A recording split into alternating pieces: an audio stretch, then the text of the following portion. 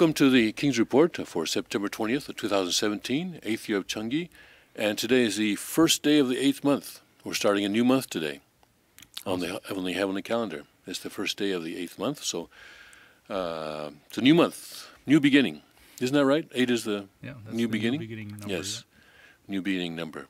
So congratulations, you got through the 7th month, and this is the 8th. And I'm Tim Elder, sitting in for the second King of Chanuguk. I'm joined today by Mr. Greg Noll, entrepreneur, businessman, farmer, a wonderful, wonderful brother. Let's see. Today's weather, 69 degrees in the Chungung area this morning, and it's cloudy, and we're expecting to get up to 80 degrees. All these hurricanes are blowing all this warm air up here, it seems. It's really feel for those people who are suffering as a result of these hurricanes, but we've been getting some good weather as a result. Yeah, like summertime. Yeah, it's we've had a little bit of rain, but just a drizzle actually. And that's going to, how long is that going to go? I'm just curious here. What are we going to get back to? We're a few degrees above normal, which is okay because in August we spent almost the entire month below normal. Yeah. Wow, 85 on Sunday. Whoa. King's not going to like that. It'll be good for the upcoming festivities this weekend. Friday, September 29th, we're going to have a high in the 60s. So after, okay, it's going to be in 80s up until Tuesday, it looks like, and then Wednesday we'll get dropped down into the lower 70s and then mid 60s on Friday. So that's what that's going to be. So let's go to our Rimas. And I'm in John chapter 21:7, an interesting Rima this morning. Therefore, that disciple whom Jesus loved saith to Peter, It is the Lord. Now when Simon Peter heard that it was the Lord, he girt his fisher's coat unto him, for he was naked, and did cast himself into the sea. So here, all right, Jesus is crucified, all right, and he's resurrected. And they've already met him, all right, they've already met him. And this is after, you know, Thomas has his thing where he says, I can't believe it until I thrust it into his side, and be not faithless, but believing. And then Thomas said unto him, my Lord and my God. Without, by the way, according to the Bible doesn't actually, Jesus says, go ahead, touch me, but Thomas does not. This is one thing that Jesse was pointing out to us one time, Jesse Edwards, that he doesn't actually, the Bible doesn't say that Thomas actually touched him. And then Jesus says, Thomas, because thou hast seen me, thou hast believed. But anyway, it's after all that. So already the disciples have seen Jesus, the resurrected Jesus. So what is Peter doing here? Fishing. Naked, apparently. So anyway, Jesus comes, and he's standing there, and at first they don't recognize him. Jesus comes and says, do you have any meat? And they answered, no. And Jesus says, well, cast your net onto the right side of the ship, and you shall find.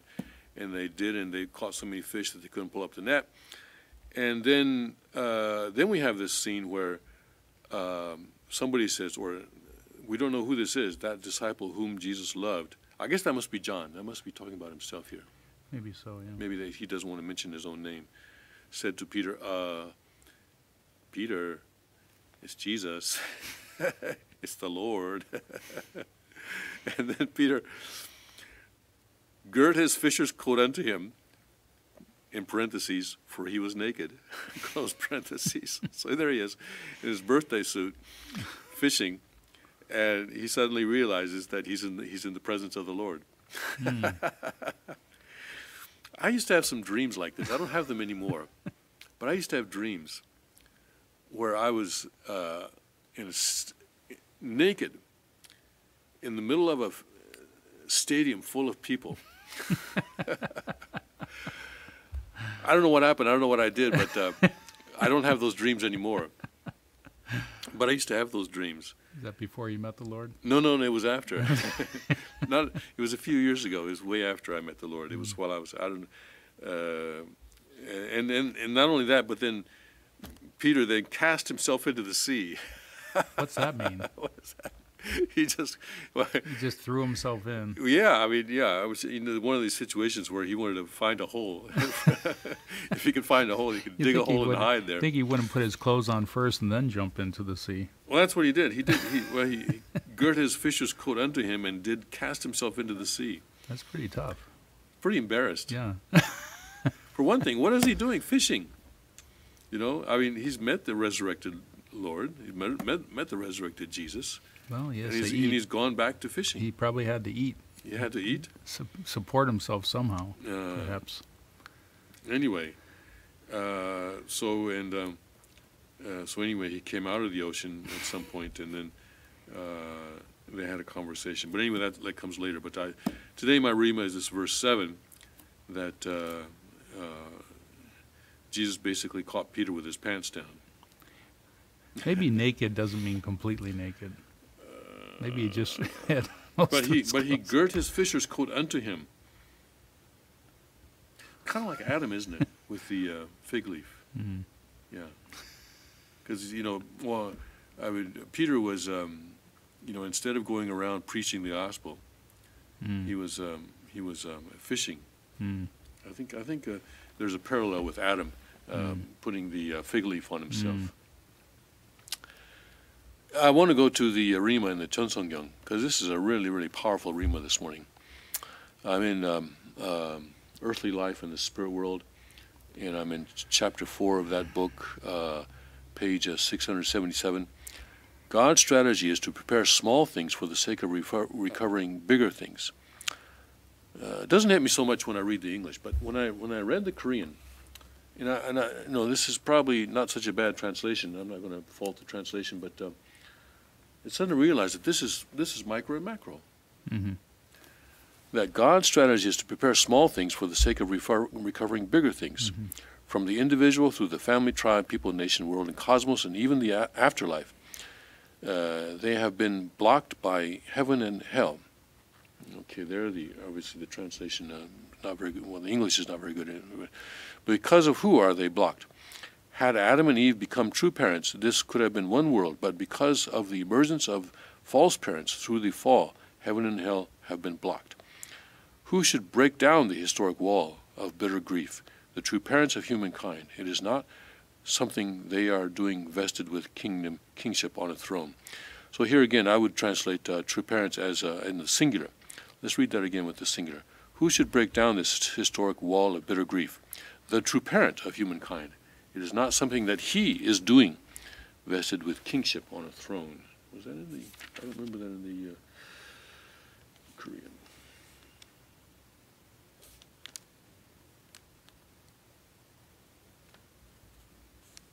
Yeah, they added something in the English there. I don't know why they did that. They added something in the English. This last sentence is not in the Korean. Why did they do that? About the kingship? Yeah. That sentence is not in the Korean. It's completely inserted in the English. Okay. Well, when they did the English translation of the Cheonseonggyeong, and I know that I had discussions with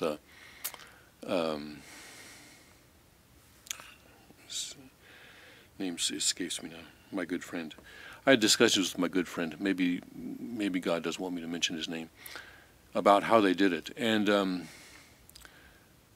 sometimes, rather than translating this, they would actually go back to the original speeches, and they were more faithful towards they feel, towards the original speeches than the Korean was.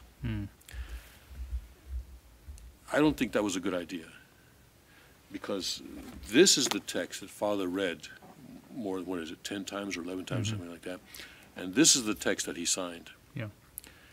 And they say, well, what it says here sometimes is not faithful or not accurate by the standard of, if you go back to the original speech. But I would say, but this is the text that Father signed. He actually signed the Cheonseonggyeong before he distributed it. He bequeathed that. Right, he bequeathed this.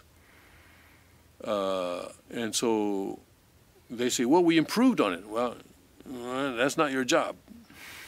Your job is not to improve on it. Your job is to make a faithful translation of this text, of this text. And this may be an example where they feel that they did a better job than the Korean editors. I don't think that's right, because the English cannot be the original. The English cannot be the original. The English is only a best rendering of the original. When I say best, according to the ability. Anyway, let's not get into the whole translation issue again, because that's not what I wanted to. That's not what really hit me today. It's my macro and micro here, micro and macro. That and it's all. We heard Father say this thing. I don't know. Maybe you knew it all the time, but for me, this was really a new awakening today.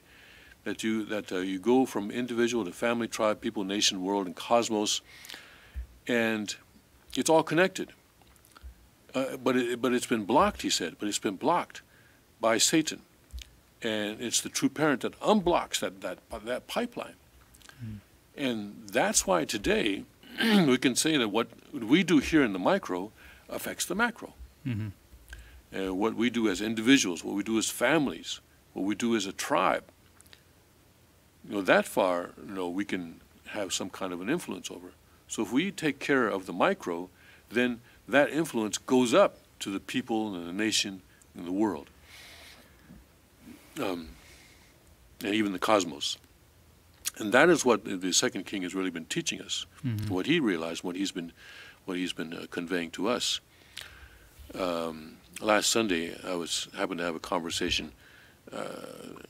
Actually, a group of people were having a conversation. I kind of joined in, and one person was expressing a great deal of concern about President Trump, where he's been isolated, where even his own family members, his own children cannot contact him or talk with him without the intervention of the three generals, especially John Kelly, the chief of staff, and how President Trump is becoming more and more isolated by these generals, and how even there's possibility that they may be drugging him, trying to assassinate him, or that at least that opportunity certainly exists, and there's plenty of a precedent for that in history, where a leader is assassinated with poison given to him by his medical staff or something like that. And when one of our person was really concerned about this. Well, can't the family do something? And it struck me then and I said that,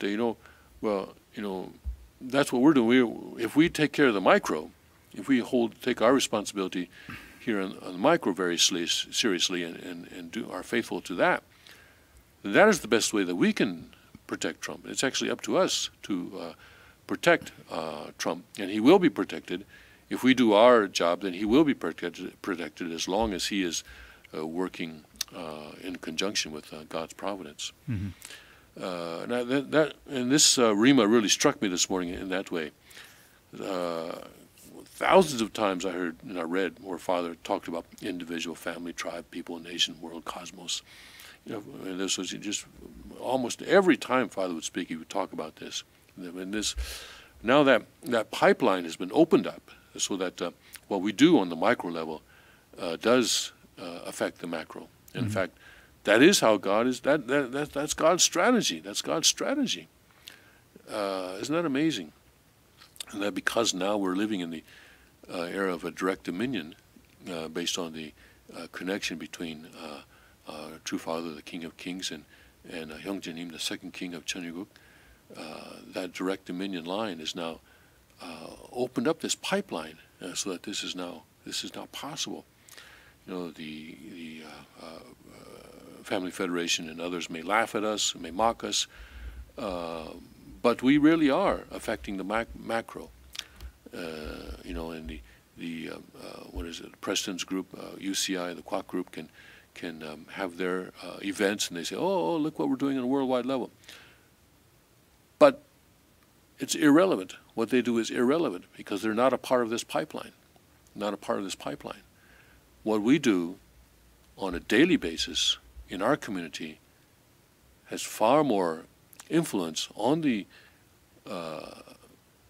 United States of America and on the world and on the cosmos than what they do in a year or even 10 years. That's my realization from this Rima this morning. Yeah, I think that's 100% true. And if we live our lives like that, then everything we do has meaning and value, and we can't ever take something slightly. I think there's another meaning I derive from the Rima also, as the King's been talking about it the last couple days, is don't dream about world peace and stay there.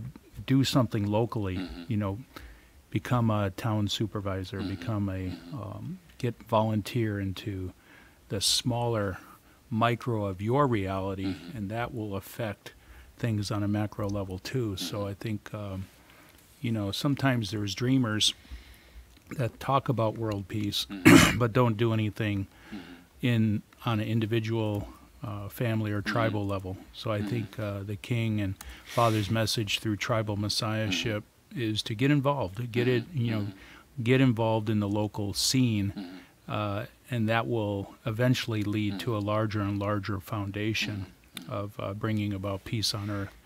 So I think that's another message that I got from the Rima this morning. I was just reminded of something called the butterfly effect, which is a concept that states small causes can have larger effects. Initially used to theories about weather prediction, but later the term became a popular metaphor in science writing. But I think something like that is true also in the providence. But you have to be in line with the providence. Yeah. You have to be connected, and this is why whatever the Kwak group may do has no effect on the providence, or no positive effect on the providence. Well, even the smallest things that we do, good or bad, do affect the providence. So that way, we really have to be very, very careful, because whatever we do, it does affect the providence. Yeah. And so that's why we have to be. We are the butterflies that are affecting world weather. Yeah. That's a good point. All right, so my fellow butterflies, let's take a break right now, and we'll come back in a minute or so. And I want to focus today on President Trump's speech at the United Nations. I was listening to it on the way into church today, yeah. Great speech.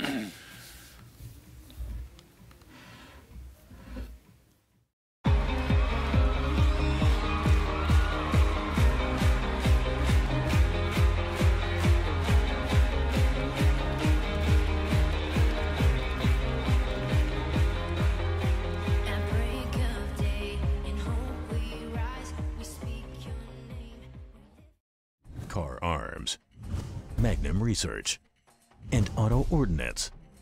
The Car Firearms Group. With a diverse product line that blends American craftsmanship with cutting-edge technology. It's no secret why gun enthusiasts choose Car Firearms Group. From the Desert Eagle and Baby Desert Eagle made famous by Hollywood. The history of the 1911 and the Tommy gun. To the best in compact concealed carry. Car Firearms Group is not only the first name in personal defense, it's a name that has earned the respect of gun enthusiasts around the world. Concealment, innovative technology, value, accuracy, and history. Car Firearms Group. Made in the USA. Visit car.com today.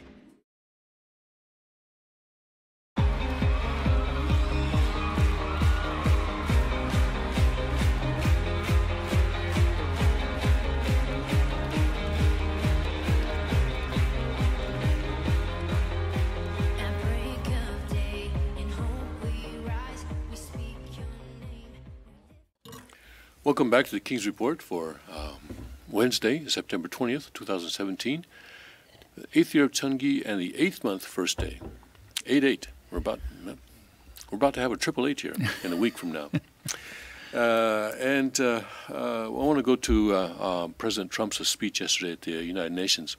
But first I want to mention, we have a terrible earthquake in Mexico City, Mexico, and more than 200 people dead. And I think they're still searching for survivors. So we really pray for the victims of that. really, we are in a period where natural disasters seem to cluster together, and natural disasters do cluster together. That is not something that's new, but certainly as we approach September 23rd, it seems that there are more and more natural disasters. In Puerto Rico. In Puerto Rico, yes, is getting hit today. A direct hit. Direct hit today. And that's very much part of the United States right. in many ways. Yeah. And Puerto Rico, which is already bankrupt financially, and there's a lot of homelessness there as a result of that economic difficulty, and they're getting hit directly by Hurricane Maria today. In a way, I'm thinking that wiping out their infrastructure maybe, because then a lot of recovery aid will go to them. They'll probably, I hope, be able to rebuild, use that to rebuild better than what they had before the hurricane struck. Well, I was there just a few months ago visiting with my wife, and it's really the corruption of politicians there that continues the cycle of poverty and bankruptcy. It's money's not going to solve that. Same old story, yeah. I mean, if you throw money at that situation, it's probably not going to be well managed. Let's go through. I'd like to go through President Trump's speech at the UN, because I thought it really was a great speech. But let's see what the New York Times thought of it. With combative style and epithets, Trump takes America first to the UN. That doesn't sound so good, does it? Business Insider, Trump threatens to totally destroy North Korea in major UN speech. Fox News says, UN speech. Trump says rocket man Kim Jong-un on suicide mission and broadside at rogue regimes. BBC News says, Trump UN speech, why his rhetoric was a game changer. Opinion, this is CNN, says, red meat met UN blue in Trump's speech. CNN, oh my, they really gone down the rabbit hole, haven't they? And the New Yorker says, Donald Trump's war doctrine debuts at the UN. And Washington Post has a story called Trump's menacing United Nations speech annotated. And Fox News says mainstream media trashes Trump's UN speech. Death toll in Mexico, quake rises. Okay, well, and New York Times, right and left react to Trump's speech at the UN.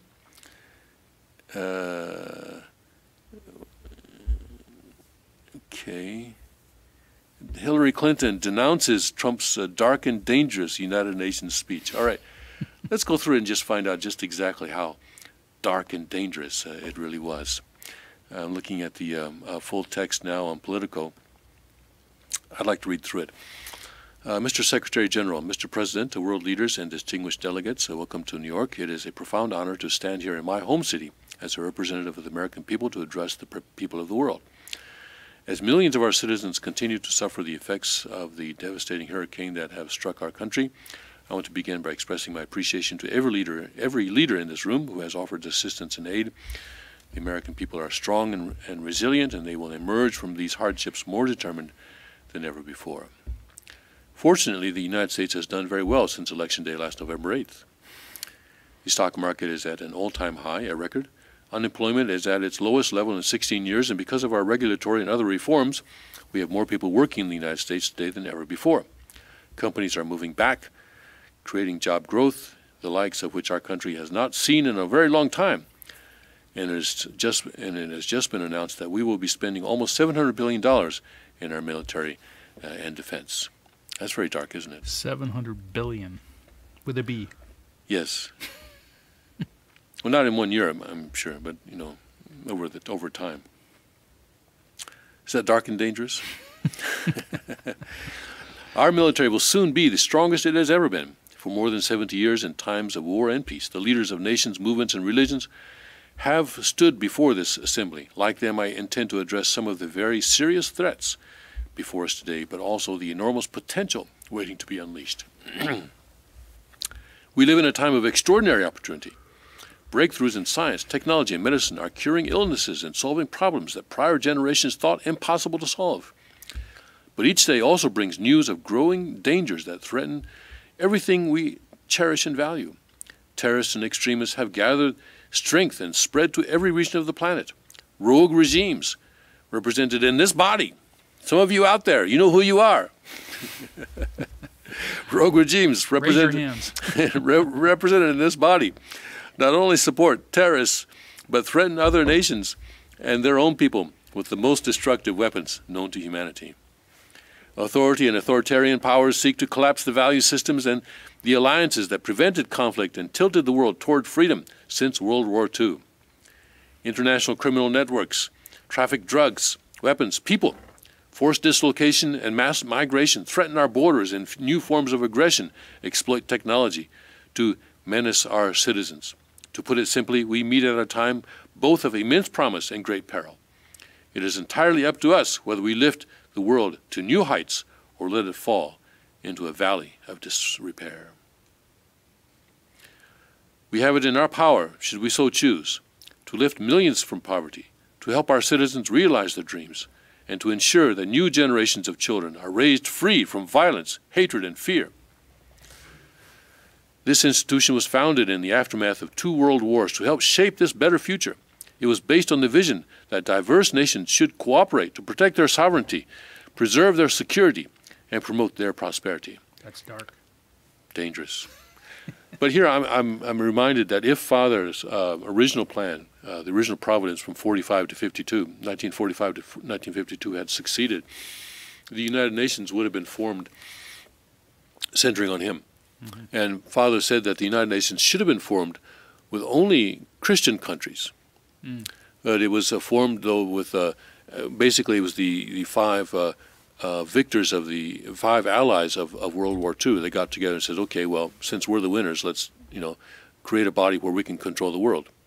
So that, we're the good guys, so let's control the world. But then the Soviet Union was there, and at that time, China was the Republic of China, or the Republic on Taiwan, or centering on Chiang Kai-shek, which was okay, except that, well, actually, at the time of the Union was formed, I think he was still on the mainland, but then the following year, he got kicked off the mainland to Taiwan. And then in the early 70s, of course, Taiwan was kicked out of the United Nations, and the Communist China was brought in to represent, and it inherited the seat of Taiwan, or the Republic of China, in the UN. So then Communist China then got to sit on the Security Council. So that really took the United Nations in a wrong way. But but even more fundamentally, it was founded because it was not founded centering on Father. It was founded on a group of elites who felt that they should rule the world. So it was basically just founded on a wrong, actually evil concept that sovereignty should reside in the elites, not in the people. When America was founded, the British aristocracy laughed at the idea and mocked the idea that sovereignty should reside with the people. He said, "What do the people know? They don't know anything. Let these peasants, these farmers, do their farming and provide our food and our clothing and stuff, and we're the educated ones. We're the ones who should decide things, and politics is much too important to be left up to these common people." I think this was the idea of the aristocracy, not only in Europe but around the world. And so the United States was a very revolutionary departure from that. In fact, it was called the American experiment because people doubted that it was going to actually succeed. But that aristocratic spirit, that aristocratic thinking still lives today. And it's an evil thinking. It's evil because God wants His children to be sovereign, to be the owners of the world, and He wants sovereignty to reside at the lowest level in the families and with the kings and queens in each family. And this is why our second king has said that the kingdom of God is a kingdom of kings, and this is why he and Father has emphasized so much the kingship of blessed central families. So anyway, he says that Trump says that it was that this institution, as the United Nations, was founded based on the vision that diverse nations should cooperate to protect their sovereignty, preserve their security, and promote their prosperity. So anyway, there was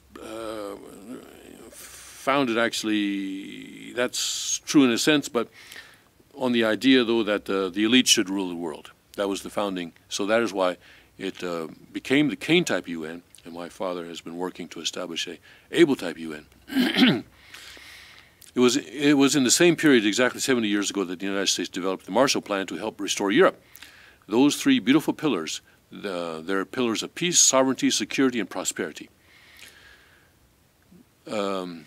You know, at the end of the World War II, basically, you know, of course, that was Franklin Delano Roosevelt, who was a very socialist person, and of course introduced a great deal of socialism into the United States during the 30s and 40s, and of course he died just before the end of the war, or at least, just before the end of the war in the Pacific anyway. And so then President Truman, his vice president, came on, and it was actually Truman who made the decisions to drop the nuclear weapons on Japan.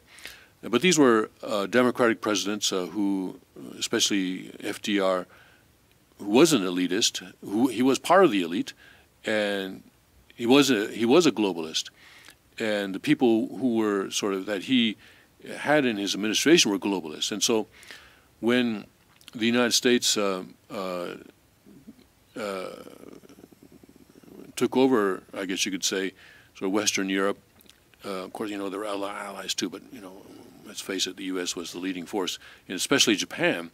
It was these liberals, or the progressives, shall we call them, these communists, socialists, who were basically in control. And so they created the United Nations, but also they started creating these international organizations in Europe, saying, you know, okay, the way to stop the wars in Europe is to create something like NATO, and also first the, what was it? First it was the coal. What was the first? I can't remember. Initially it was the international organization having to do with coal that eventually grew into the common market and finally into the European Union. So they started this movement of strengthening international organizations after World War II. Especially they were saying that well, look at the League of Nations that was created after World War I failed, so we have to create a stronger organization, and countries have to give up more of their sovereignty in order to preserve peace. And they say, and Trump also unfortunately mentions that it is as a result of this that we've had a more or less peaceful world for the last 70 years. But actually it's because the Messiah began his public mission in 1945, and it was by the grace or the protection of the Lord of the Second Advent that there's been peace, more or less, for the last 70 or so years. But now that the important providential nations have turned against the Messiah, that peace is breaking down. Anyway, he talks about the Marshall Plan, and he talks about this as having been a successful example of international cooperation, and he quotes President Truman. Interesting that a Republican president quoting a Democratic president, but he quotes President Truman as follows: "Our support of European recovery," referring to the Marshall Plan, "is in full accord with our support of the United Nations. The success of the United Nations depends upon the independent strength of its members. To overcome the perils of the present and to achieve the promise of the future, we must begin with the wisdom of the past. Our success depends on a coalition of strong and independent nations that embrace their sovereignty to promote security, prosperity, and peace for themselves and for the world." So what he's doing here is he's undercutting the Democratic opposition, by the way, of Hillary and others, who, because he's quoting Truman, is saying, look, Truman said that the success of the United Nations depends upon the independent strength of its members. Truman said that, he's saying. So, hey, Mr. Schumer and Mrs. What's her name, Pelosi, are you going to go against what Truman said? I'm just agreeing with Truman, that's all. That's what Trump is saying here. So we must begin with the wisdom of the past. So we're going to begin with the wisdom of Truman, apparently. Our success depends on a coalition of strong and independent nations that embrace their sovereignty to promote security, prosperity, and peace for themselves and for the world. But anyway, well, of course, the father referred to Truman not as true man, but as bad man. Because, of course, Truman did not let MacArthur finish what he started, or not what he started, but finish what he wanted to do, which was to use nuclear weapons to defeat the Chinese intervention into the Korean War and to unite the Korean Peninsula, centering on Seoul. And so father, because of that, I believe, of course, referred to, said, true man? He's not Truman. He's not a true man. He's a bad man. But anyway, anyway, he does mention sovereignty here, so we'll give him the benefit of the doubt on that. We do not expect diverse countries to share the same cultures, traditions, or even systems of government, but we do expect all nations to uphold these two core sovereign duties: to respect the interests of their own people and the rights of every other sovereign nation. Now that's good, yeah?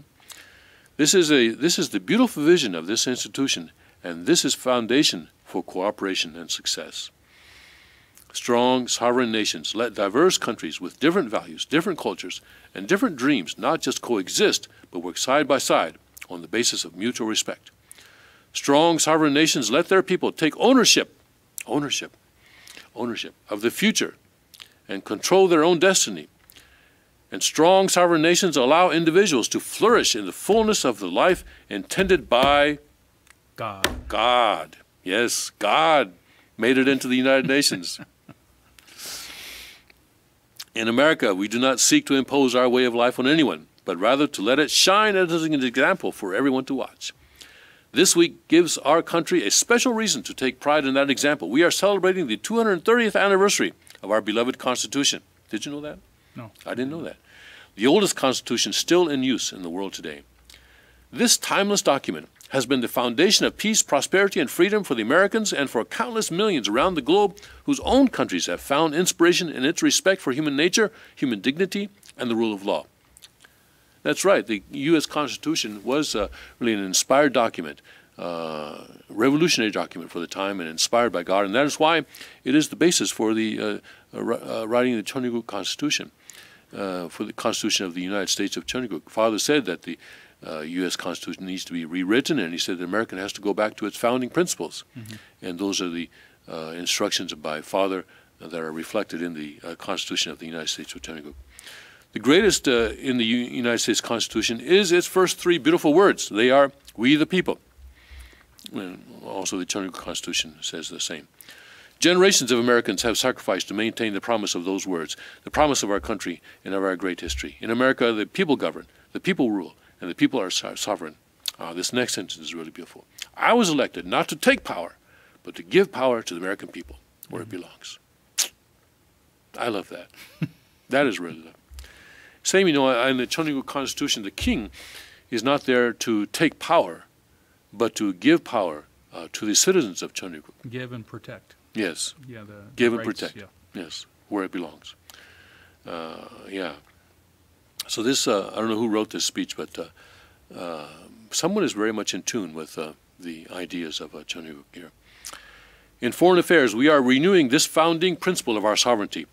Our government's first duty is to its people, to our citizens, to serve their needs, to ensure their safety, to preserve their rights, and to defend their values. As President of the United States, I will always put America first, just like you, as the leaders of your countries, will always and should always put your countries first. And there it says, applause. Applause. I remember hearing it this morning. I was listening to the speech on the way in, and I was... Did people actually applaud they there? Actually applauded. It was a little bit, it wasn't a full, robust... Well, let's give applause. It says here applause. It's an applause line. All responsible leaders have an obligation to serve their own citizens, and the nation-state remains the best vehicle for elevating the human condition. But making a better life for our people also requires us to work together in close harmony and unity to create a more safe and peaceful future for all people. The United States will forever be a great friend to the world, and especially to its allies, but we can no longer be taken advantage of or enter into a one-sided deal where the United States gets nothing in the return. As long as I hold this office, I will defend America's interests above all else. But in fulfilling our obligations to our own nations, we must realize that it is in everyone's interest to seek a future where all nations can be sovereign, prosperous, and secure. That makes sense, doesn't it? Mm-hmm. Yeah. Well, there's a push on from the UN side to diminish sovereignty, right? Yeah. And to have more global governance. That's exactly, global yeah, decision yeah. making. Right, so he's fighting against this Yes, tide. yes. Which is a trend that's been going on since the founding of the UN, since the end of World War II. Yeah. And so it's a very strong tide that he's going against. America does more than speak for the values expressed in the United Nations Charter. Our citizens have paid the ultimate price to defend our freedom and the freedom of many nations represented in this great hall. Hey, we saved your ashtrays. America's devotion is measured on the battlefields where our young men and women have fought and sacrificed alongside of our allies, from the beaches of Europe and the deserts of the Middle East to the jungles of Asia. It is an eternal credit to the American character that even after we and our allies emerged victorious from the bloodiest war in history, we did not seek territorial expansion or attempt to impose our way of life on others. Instead, we helped build institutions such as this one to defend the sovereignty, security, and prosperity for all. For the diverse nations of the world, this is our hope. We want harmony and friendship, not conflict and strife. We are guided by outcomes, not ideology. We have a policy of principled realism, rooted in shared goals, interests, and values. See, principled realism. That realism forces us to confront a question facing every leader and nation in this room. It is a question we cannot escape or avoid. We will slide down the path of complacency, numb to the challenges, threats, and even wars that we face. Or do we have enough strength and pride to confront those dangers today so that our citizens can enjoy peace and prosperity tomorrow? If we desire to lift up our citizens, if we aspire to the approval of history, then we must fulfill our sovereign duties to the people we faithfully represent. We must protect our nations, their interests, and their futures. We must reject threats to sovereignty from the Ukraine to the South China Sea. Whoa, China. Whoa, did somebody say South China Sea? We must uphold respect for law, respect for borders, and respectful culture, and the peaceful engagement these allow. And just as the founders of this body intend, we must work together and confront together those who threaten us with chaos, turmoil, and terror. The scourge of our planet today is a small group of rogue nations. You know who you are. That violate every principle of which the United Nations is based. They respect neither their own citizens nor the sovereign rights of their countries. If the righteous many do not confront the wicked few, then evil will triumph. When decent people and nations become bystanders to history, the forces of destruction only gather power and strength. No one has shown more contempt for their nations and for the well-being of their own people than the depraved regime in North Korea. It is responsible for the starvation deaths of millions of North Koreans and for the imprisonment, torture, killing, and oppression of countless more. And I really think that when North Korea finally opens up, we're going to find a tragedy there that surpasses Nazi Germany, surpasses Pol Pot. Mm-hmm. I think it's really going to be really a shock.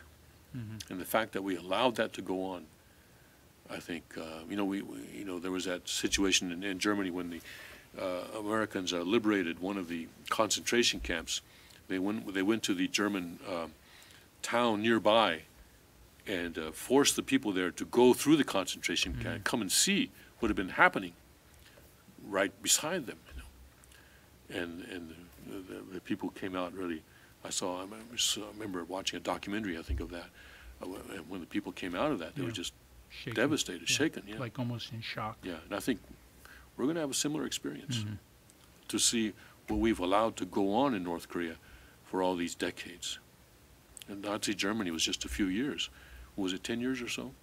12 years, something like that? But we've allowed this to go on in North Korea for decades and decades. And it's really, really a shameful situation. We are all witness to the regime's deadly abuse. We were all witness to the regime's deadly abuse when an innocent American college student, Otto Weinberger, was returned to America only to die a few days later. We saw it in the assassination of the dictator's brother using banned nerve agents in an international airport. We know it kidnapped a sweet 13-year-old Japanese girl from a beach in her own country to enslave her as a language tutor for North Korea's spies. Actually, North Korea had, this is during the time of Kim Il-sung. I don't know if it's going on now, but they would send their submarines to Japan, small submarines, and they would, especially at night, and if someone, couples out on the beach or something, kidnap them, take them to North Korea to train their spies. Yeah, a bunch of people were taken that way, and Japan is demanding an accounting of these people, and it still hasn't been resolved. If this is not twisted enough, now North Korea's reckless pursuit of nuclear weapons and ballistic missiles threatens the entire world with unthinkable loss of human life. It is an outrage that some nations, you know who you are, would not only trade with such a regime, but would arm, supply, and financially support a country that imperils the world with nuclear conflict. No nation on earth has an interest in seeing this band of criminals arm itself with nuclear weapons and missiles. The United States has great strength and patience, but if it is forced to defend itself or its allies, we will have no choice but to totally destroy North Korea. That's where everybody's getting their headline. Totally destroy. He said he's going to totally destroy North Korea. Warmonger, warmonger, warmonger. Rocket Man is on a suicide mission for himself. Rocket Man. And for his regime. The United States is ready, willing, and able, but hopefully this will not be necessary. That's what the United Nations is all about. That's what the United Nations is for. Let's see how they do. See, he's giving the United Nations more time, a chance. Yeah, he's certainly not trigger happy. Otherwise, he would have already attacked North. Yeah. It is time for North Korea to realize that the denuclearization is its only acceptable future. The United Nations Security Council recently held 2 unanimous 15-0 votes adopting hard-hitting resolutions against North Korea, and I want to thank China and Russia for joining the vote to impose sanctions along with all the other members of the Security Council. Thank you for all involved. Let's take a break there, and I need to go get some water, and we'll be back in a minute or so, all right?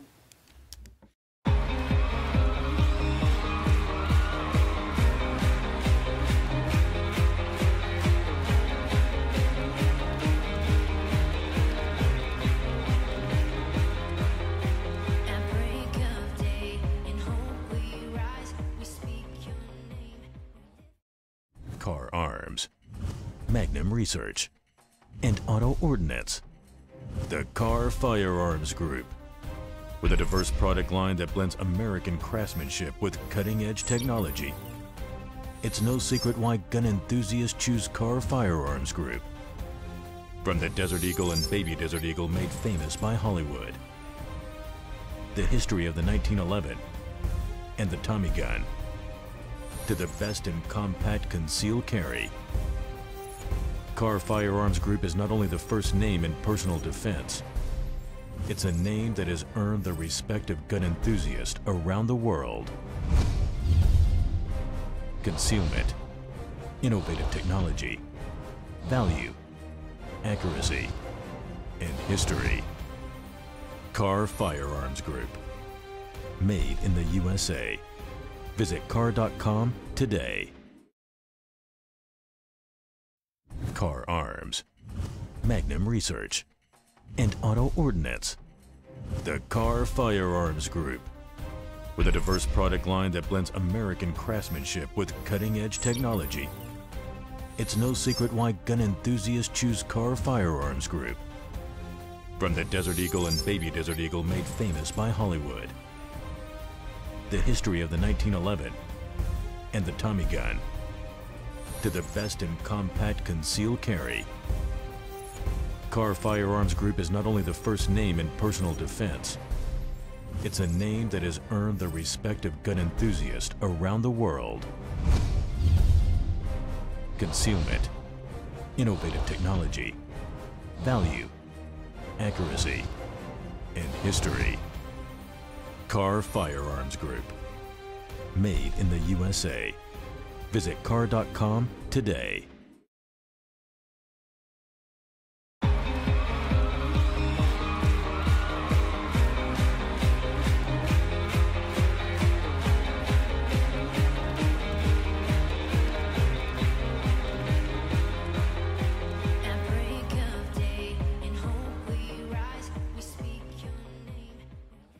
And welcome back to the King's Report for Wednesday, September 20th, 2017. Tim Elder sitting in for the second King of Chernigook, Young Jin Moon. I'm here with Mr. Greg Null. And we're going through President Donald Trump's speech at the UN yesterday. And he was talking about Rocket Man and the two unanimous 15-0 votes in the Security Council of the United Nations. And thank you for all involved, he said. Meanwhile, China and Russia are still doing side deals with North Korea all day long. Of course, yeah. Underground deals. Yes. But we must do much more. It is time for all nations to work together to isolate the Kim regime until it ceases its hostile behavior. So he's not talking about attacking, he's talking about isolating. Mm-hmm. We face this decision not only in North Korea, and he moves on, it is far past time for the nations of the world to confront another reckless regime. There's more than one. One that speaks openly of mass murder, vowing death to America, destruction to Israel, and ruin for many leaders and nations in this room. The Iranian government, whoa, masks a corrupt dictatorship behind the false guise of a democracy. It has turned a wealthy country with a rich history and culture into an economically depleted rogue state whose chief exports are violence, bloodshed, and chaos. The longest-suffering victims of Iran's leaders are, in fact, its own people. Yeah, he's calling them out. Mm-hmm. Rather than use its resources to improve Iranian lives, its oil profits go to fund Hezbollah and other terrorists that kill innocent Muslims and attack their peaceful Arab and Israeli neighbors. This wealth, which rightly belongs to Iran's people, also goes to shore up Bashar al-Assad's dictatorship, fuel Yemen's civil war, and undermine peace throughout the entire Middle East. We cannot let a murderous regime continue these destabilizing activities while building dangerous missiles, and we cannot abide by an agreement if it provides cover for the eventual construction of a nuclear program. Applause. It says here, the Iran deal was one of the worst and most one-sided transactions the United States has ever entered into. Frankly, that deal is an embarrassment to the United States, and I don't think you've heard the last of it. Believe me. Okay, we'll believe you. It's getting harder, but we'll believe you. It is time for the entire world to join us in demanding that Iran's government and its pursuit of death and destruction. It is time for the regime to free all Americans and citizens of other nations that they have unjustly detained. And above all, Iran's government must stop supporting terrorists, begin serving its own people, and respect the sovereign rights of its neighbors. The entire world understands that the good people of Iran want change, and other than the vast military power of the United States, that Iran's people are what their leaders fear the most. So Iran's people are what their leaders fear the most. This is what causes the regime to restrict internet access, tear down satellite dishes, shoot unarmed student protesters, and imprison political reformers.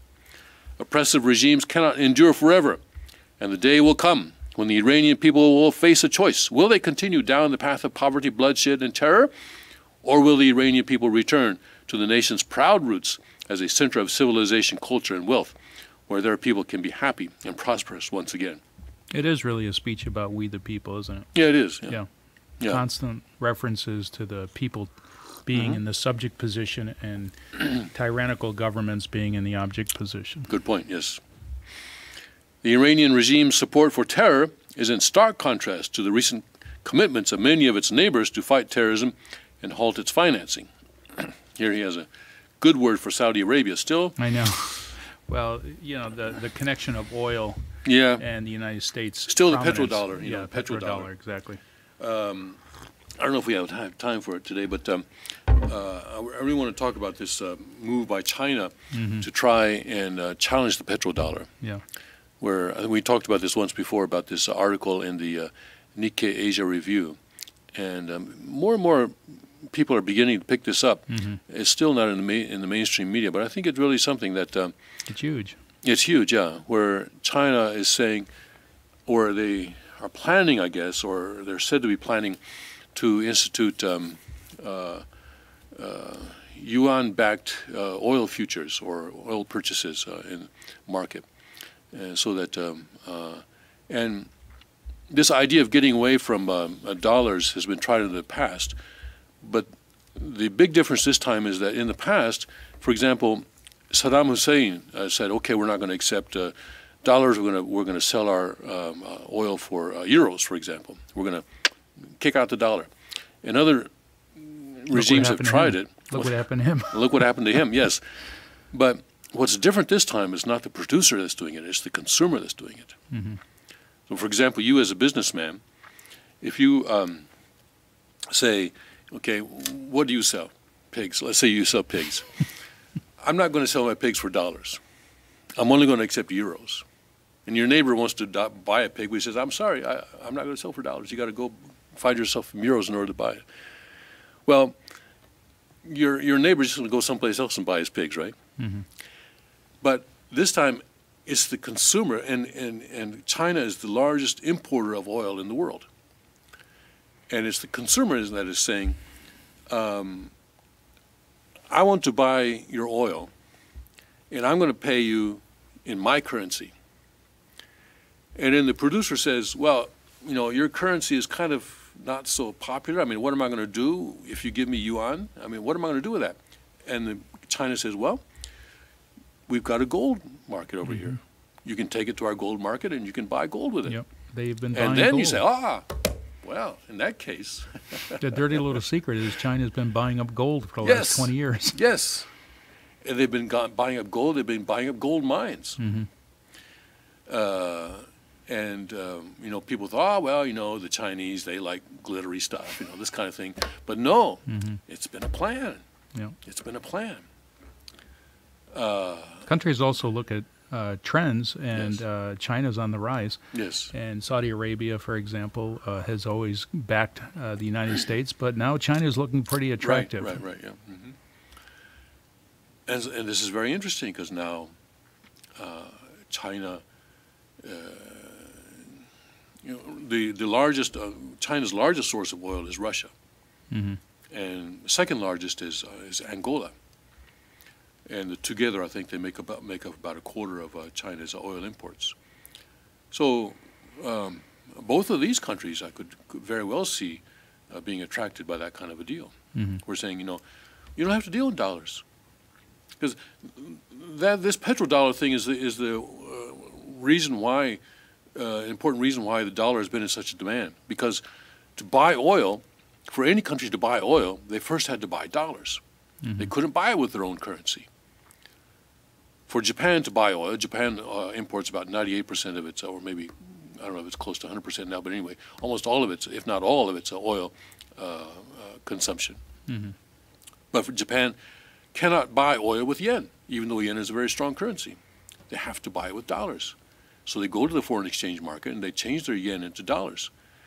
And that's why the demand for dollars has been high. That's why that has supported the value of the dollar since Nixon took it off the gold standard in the early 70s.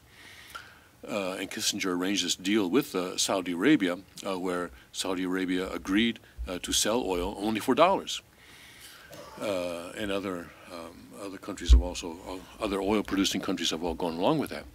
But now, anyway, I don't want to get too much into that. But anyway, so we see here that more than ever, I guess Saudi Arabia is important for the U.S. If China is doing this, cutting the influence of the petrodollar, more than ever, the apparently. entire economy is hinging Yeah. on Saudi Arabia. Yeah, right. So anyway, we'll see what he says about Saudi Arabia, a great human rights violator, Saudi Arabia. He's going to attack Saudi Arabia The for its funding of many terror groups. many terrorist groups. Let's see what he says about this bad country, Saudi Arabia.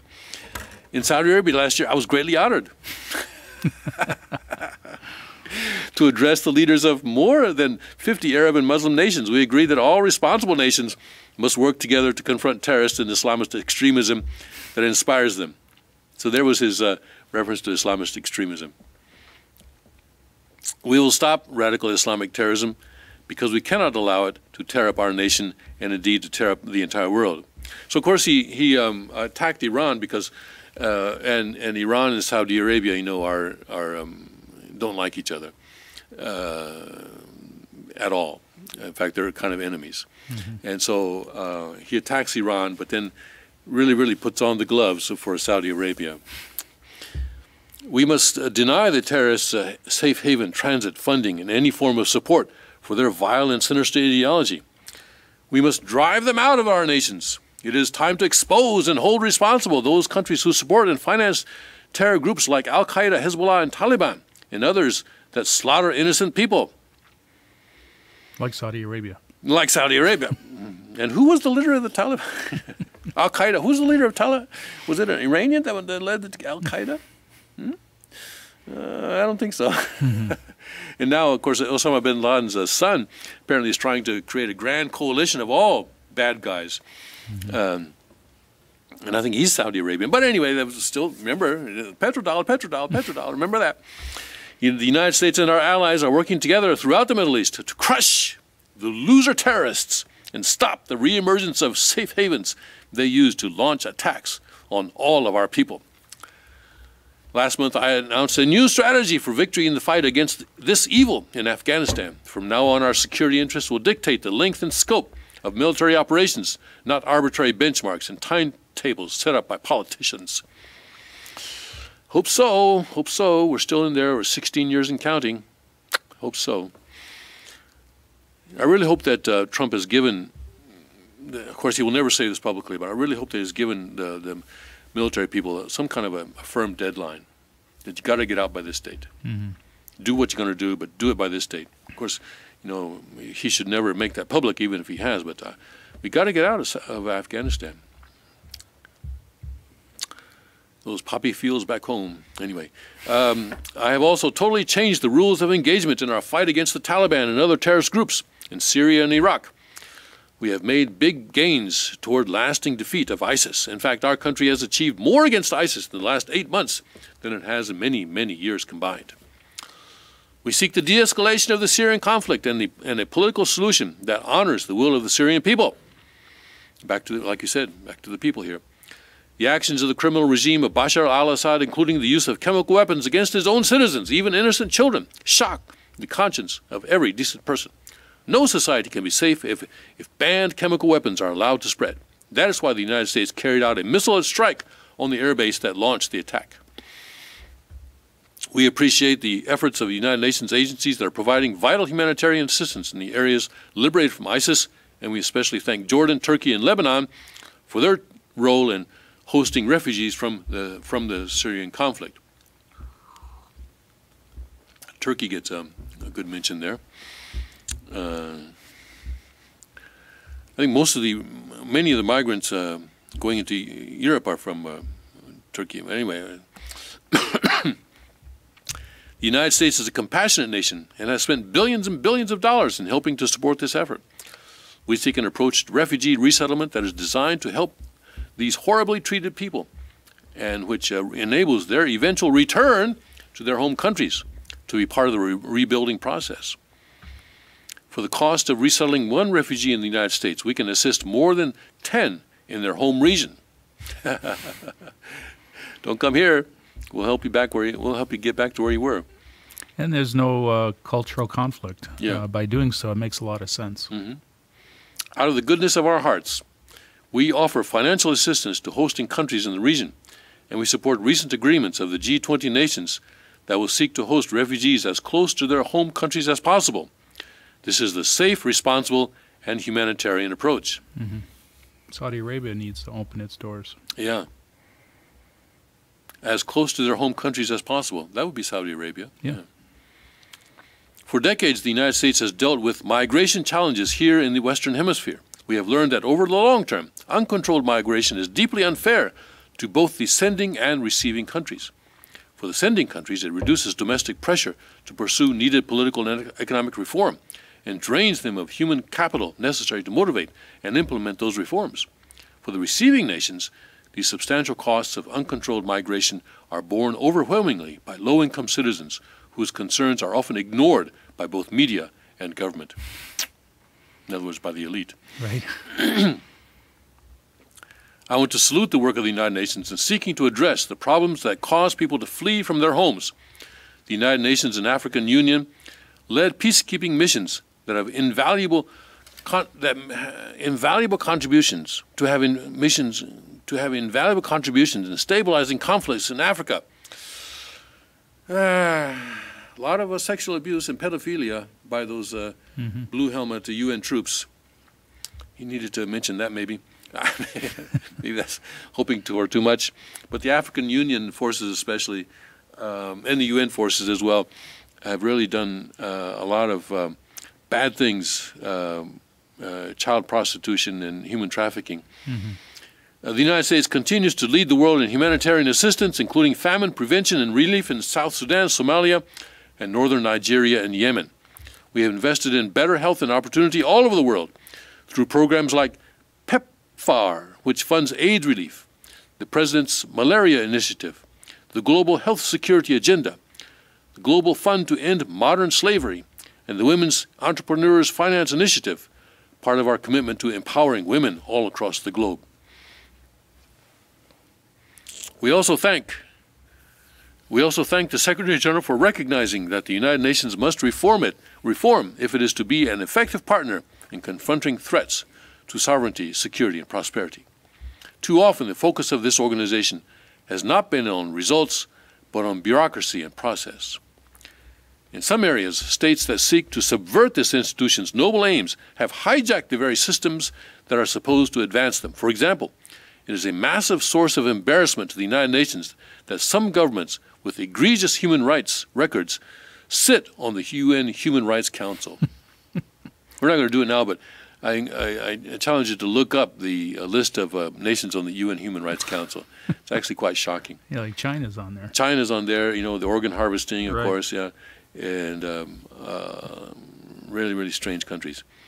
The United States is one of 193 countries on the UN, in the United Nations, and yet we pay 22% of the entire budget and more. In fact, we pay far more than anybody realizes. The United States bears an unfair cost burden. But to be fair, if it could actually accomplish all of its stated goals, especially the goal of peace, this investment would easily be well worth it. You know, if the UN were doing what it's supposed to, then 22%, you know, the U.S. would be willing to pay that if it were actually accomplishing world peace. Major portions of the world are in conflict, and some, in fact, are going to hell. Wow. Yes, they're going to hell. But the powerful people in this room, under the guidance of and auspices of the United Nations, can solve many of these vicious and complex problems. The American people hope that one day, soon, the United Nations can be a much more accountable and effective advocate for human dignity and freedom around the world. In the meantime, we believe that no nation should have to bear a disproportionate share of the burden, militarily or financially. Nations of the world must take a greater role in prompting secure and prosperous societies in their own regions. Are we going to have time to finish this? That is why the Western Hemisphere of the United States has soon stood against the corrupt and destabilizing regime in Cuba and embraced the enduring dream of the Cuban people to live in freedom. My administration recently announced that we will not lift sanctions on the Cuban government until it makes fundamental reforms. Cuba, to me, is an example of the failure of sanctions. We've been sanctions on Cuba now for 50, almost 60 years. And how many presidents have come and gone since then? In the meantime? And so what is the point of continuing? I'm sorry, but, you know, what is the point of continuing a policy of failure?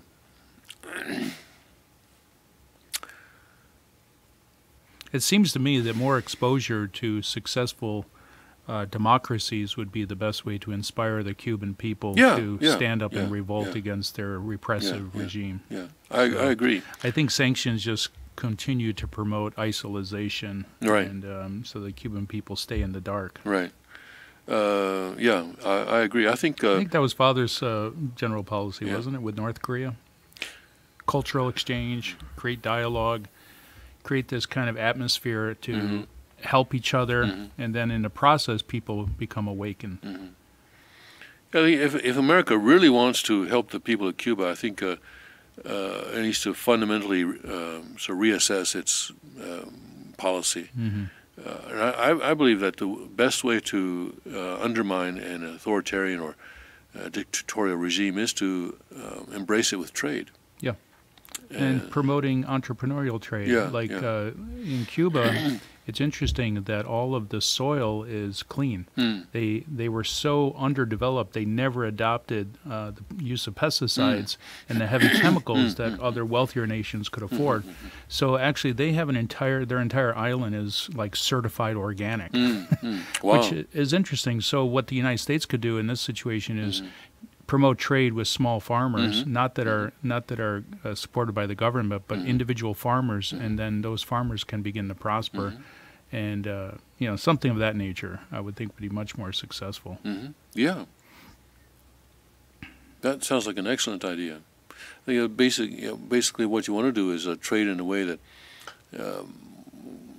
supports the regime to the least possible extent. Right. You cannot completely eliminate it, but to as much as possible supports the people. So, because as people become richer, more wealthy, then they begin to demand a say in their own country, Local politics in local and, politics and national politics, because decisions being made at the national level or local level affect their well-being, their businesses directly. So, hey, we want more power, or they're providing the money to the government at that point, and so then they say, well, we want more say in what's going on. Of course, Cuba is another example of the failure of socialism, which you will talk about here in connection with Venezuela. But anyway, I think just this is just repeating the existing sort of mantra about Cuba that the U.S. has been saying for the last 60 years or so. That, oh, yes, we embrace the enduring dream of the Cuban people, so we will not lift sanctions on the Cuban government until it's made fundamental reforms. At some point, you got to say, okay, well, it's not working. We got to do something different. But anyway, we have also imposed tough, calibrated sanctions on the socialist Maduro regime in Venezuela, which has brought a once thriving nation to the brink of total collapse. So again, we don't like Venezuela; they're doing bad, so we're going to impose sanctions. Is that really the best way? This enduring belief in sanctions that seems to really permeate the U.S. State Department is something that I really question. You find someone doing something bad, well, sanction them, economic sanctions. And this, by the way, is part of why China is doing this with the gold and the oil, to give themselves and other nations a way of getting around U.S. sanctions. Right. Because if you don't have to buy dollars, then basically you can trade outside of the whole dollar sphere, power sphere. For example, if North Korea wants oil, it can do so through this operation with gold and the Chinese currency. And if Venezuela wants to sell its oil, it doesn't have to accept dollars. It doesn't have to make itself subject to the power of the dollar. It can go to China. So sanctions, I think U.S. sanctions are going to become even less effective if China actually goes ahead with this. They say they're planning on doing this by the end of the year. They haven't actually done it yet. It's something that they're planning. But they've been preparing for it for a long, long time. So if it doesn't happen by the end of the year, I expect it will happen. Well, this is part of the agenda to become the new super world power. Yes. The socialist dictatorship of Nicolas Maduro has inflicted terrible pain and suffering on the good people of that country. The corrupt regime destroyed a prosperous nation by imposing a failed ideology that has produced poverty and misery everywhere it has been tried. To make matters worse, Maduro has defied his own people, stealing power from their elected representatives to preserve his disastrous rule. The Venezuelan people are starving and their country is collapsing. Their democratic institutions are being destroyed. This situation is completely unacceptable, and we cannot stand by and watch.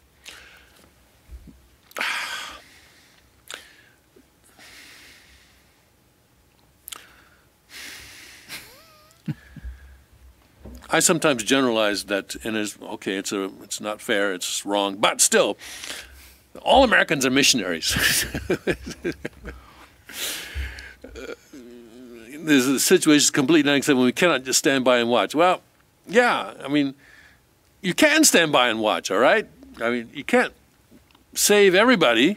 Yeah, it's the libertarian point of view, right? That we are not responsible for everybody's prosperity in the world. Yeah. And you can't save everybody. I'm sorry, but like I say, America is a nation of missionaries. They want to save everybody. And even Trump. And I don't think that's not a bad motivation, but how we go about it can be debated. Like, does it happen through centralized government, through sanctions or through throwing money at a UN project? And does it happen through intervening in the domestic situations of all countries? Okay, maybe you could make an argument that Venezuela become a failed state. It could become another staging ground for terrorists in the Americas. You could, sort of the same argument that was made about Nicaragua back in the 80s, I suppose. But I don't know. That's my worry about Venezuela, to see America get mired in that swampland again. Anyway, as a responsible friend, a neighbor and friend, we and all others have a goal. That goal is to help them regain their freedom. Help them help themselves. I think that should be the policy. Recover their country and restore their democracy. I would like to thank leaders in this room for condemning the regime and providing vital support to the Venezuelan people. The United States has taken important steps to hold the regime accountable. We are preparing to take further action if the government of Venezuela persists on its path to impose authoritarian rule on the Venezuelan people. We are fortunate to have incredibly strong and healthy trade relationships with many of the Latin American countries gathered here today. Our economic bond forms a critical foundation for advancing peace and prosperity for all of our people and all of our neighbors. I ask every country represented here today to prepare to do more to address this very real crisis. We call for the full restoration of democracy and political freedoms in Venezuela. The problem in Venezuela is not that socialism has been poorly implemented. It's an important sentence, so I'll repeat it. The problem in Venezuela is not that socialism has been poorly implemented, but that socialism has been faithfully implemented. That's the problem with Venezuela. From the Soviet Union to Cuba to Venezuela, wherever true socialism or communism has been adopted, it has delivered anguish and devastation and failure. Those who preach the tenets of these discredited ideologies only contribute to the continued suffering of the people who live under these cruel systems. Adieu. Adieu. That's a good statement. America stands with every person living under a brutal regime. See, there's trying to save everybody. Anyway, our respect for sovereignty is also a call for action. All people deserve a government that cares for their safety, their interests, and their well-being, including their prosperity. In America, we seek stronger ties of business and trade with all nations of goodwill, but this trade must be fair and it must be reciprocal. For too long, the American people were told that mammoth multinational trade deals, unaccountable international tribunals, and powerful global bureaucracies were the best way to promote their success. But as those promises flowed, millions of jobs vanished and thousands of factories disappeared. Others gamed the system and broke the rules.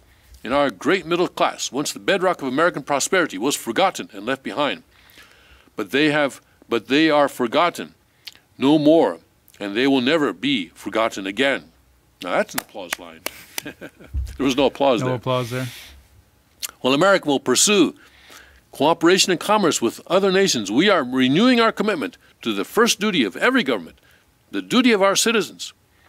This bond is the source of America's strength and that of every responsible nation represented here today. If this organization is to have any hope of successfully confronting the challenges before us, it will depend, as President Truman, see, I'm going back to the Democrats, President Truman said some 70 years ago, on the independent strength of its members. If we are to embrace the opportunities of the future and overcome the present dangers together, there can be no substitute for strong, sovereign, and independent nations. Nations that are rooted in their histories and invested in their destinies. Rooted in their histories. In other words, no tearing down of statues. Rooted in their histories, invested in their destinies. Nations that seek allies to befriend, not enemies to conquer. And most important of all, nations that are home to patriots, to men and women who are willing to sacrifice for their countries, their fellow citizens, and for all that is best in the human spirit. Where did Hillary come up with dark and dangerous? I know. It's like, I like to listen to her commentary. Yeah. In remembering the great victory that led to this body's founding, we must never forget that those heroes who fought against evil also fought for the nations that they loved. Patriotism led to the Poles to die to save Poland, the French to fight for a free France, and the Brits to stand strong for Britain. Today, if we do not invest ourselves, our hearts and our minds in our nations, if we will not build strong families, strong families, safe communities and healthy societies for ourselves, no one can do it for us. We cannot wait for someone else from faraway countries or far-off bureaucrats. We can't do it. We must solve our problems, to build our prosperity, to secure our futures, or we will be vulnerable to decay, domination, and defeat. Alliteration there. The true question for the United Nations today, we're almost out of time, but for people all over the world who hope for better lives for themselves and their children is a basic one. Are we still patriots? Do we love our nations enough to protect our sovereignty? Nationalism. And to take ownership of their futures. Right. Do we revere them enough to defend their interests, preserve their cultures, and ensure a peaceful world for their citizens? One of the great American patriots, John Adams, wrote that American Revolution was effected before the war commenced. The revolution was in the minds and hearts of the people. That was the moment when America awoke, when we looked around and understood that we were a nation. We realized who we were, what we valued, and what we would give our lives to defend. From its very first moments, the American story is the story of what is possible when people take ownership of their future. That's the third time he mentioned ownership of the future. Yeah. And sovereignty probably at least 20 times. Oh, yeah. I haven't counted. I think that's why Hillary didn't like this. Yeah. She's not into sovereignty. The United States of America has been among the greatest forces for good in the history of the world, and the greatest defenders of sovereignty, security, and prosperity for all. Now we are calling for a great reawakening of nations, for the reveal of their spirits, their pride, their people, and their patriotism. History is asking us whether we are up to the task. Our answer will be a renewal of will, a rediscovery of resolve, and a rebirth of devotion. We need to defeat the enemies of humanity and unlock the potential of life itself. How much more do we have here? Just a few paragraphs. Our hope is a word, and a world of proud, independent nations that embrace their duties, seek friendship, respect others, and make common cause in the greatest shared interest of all. A future of dignity and peace for the people of this wonderful earth. This is the true vision of the United Nations, the ancient wish of every people, and the deepest yearning that lives inside every sacred soul. So let this be our mission. Let this be our message to the world. We will fight together, sacrifice together, and stand together for peace, for freedom, for justice, for family, for humanity, for the Almighty God, the second mention of God, who made us all. Thank you. God bless America. God bless the nations of the world. And God bless the United States of America. Thank you very much. Wow. That is a speech. That is a speech. Hillary, take some lessons, will you? No, Hillary. If this is dark and dangerous, then Manse Aju for dark and dangerous. And the New York Times says that this is his war doctrine. Ah, man, I tell you. What does he say here? Fight together, sacrifice together, stand together for peace, for freedom, for justice, for family, for humanity, and for the Almighty God who made us all. Oh, man, this is great. Thank you very much. Thank you for joining us this morning. We're out of time. Thank you, President Trump. God bless, Godspeed, and may his kingdom come. Adieu.